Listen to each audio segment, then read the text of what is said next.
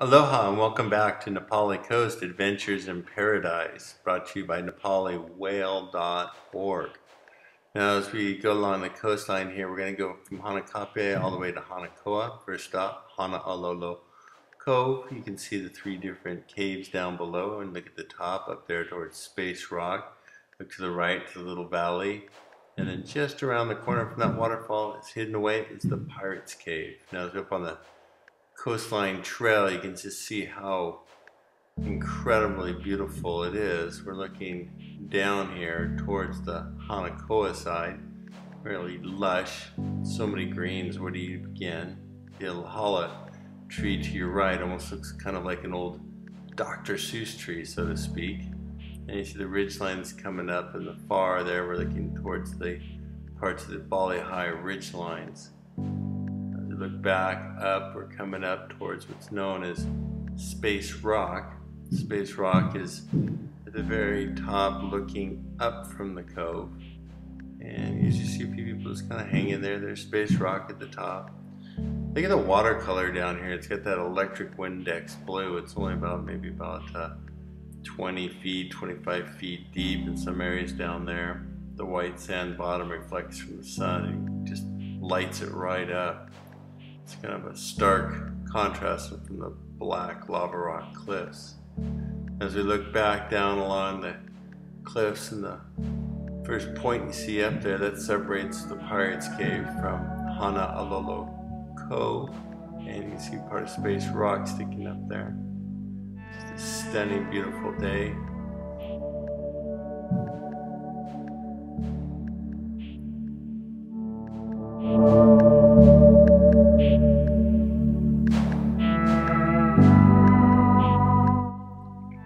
As we get back down to the ocean, you can see the waterfalls coming down. We can look right into the cove here on the Alola Cove. You can see the three different caves down below, and you can see the sea terns. They're here, pretty seasonal. There's the watercolor in here. Look at the sun reflecting. Look at the glow in the water. Crystal clear water, sand bottom reflecting.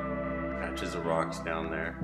Calcium deposits up by the top of the ceiling, almost like zebra stripes. Into the second cave along there, as you look back inside deeper and deeper, you start to get a good view in there. You can see the tops of the caves, the calcium coming down.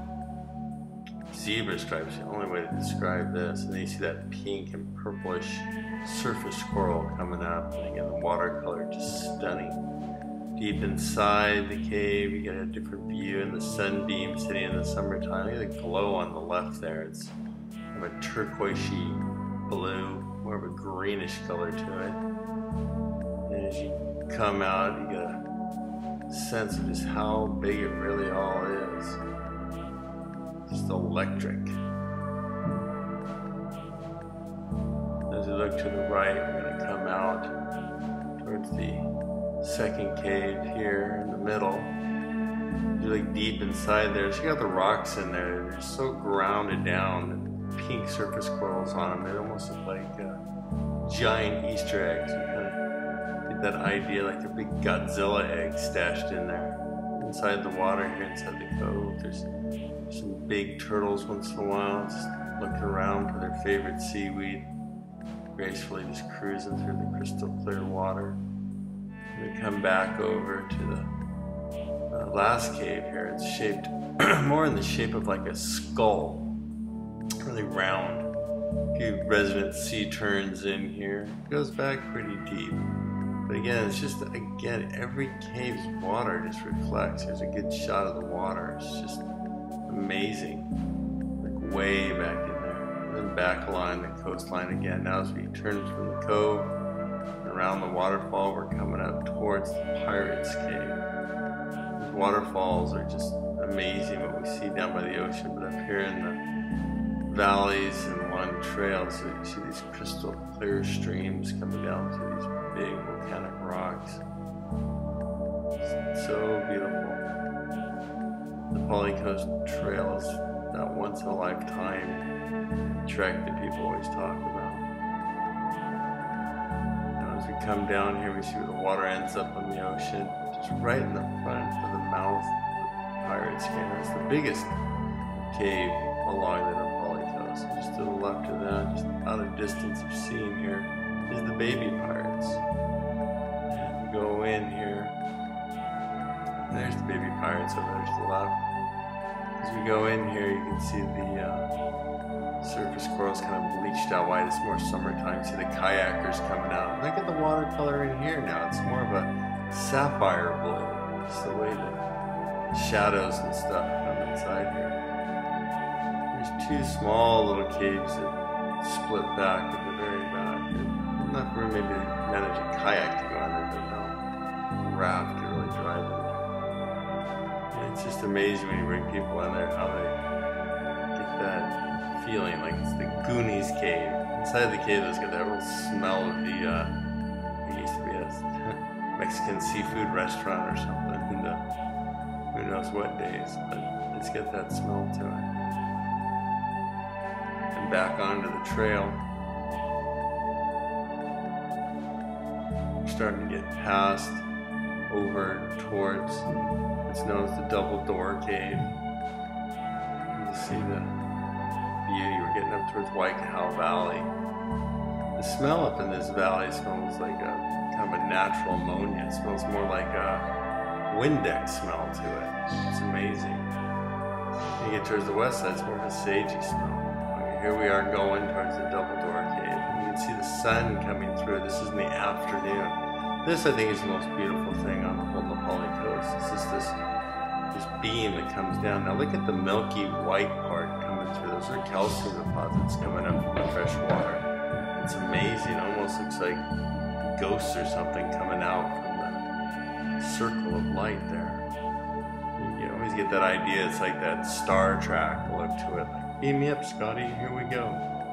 You see the colors change. The sun has everything to do. It gets cloudy. You can see it kind of loses its color. When the sun hits it just right, boy, it just explodes with color. We're right here at the front door right now. We're going down the front door. You hit the back of the cave if we make the turn. The death rock's on the left there. And you see it's a big room. And then again, the watercolor is just amazing. And those rocks grinded down over the years, millions and millions of years. The big surf just pounding in here.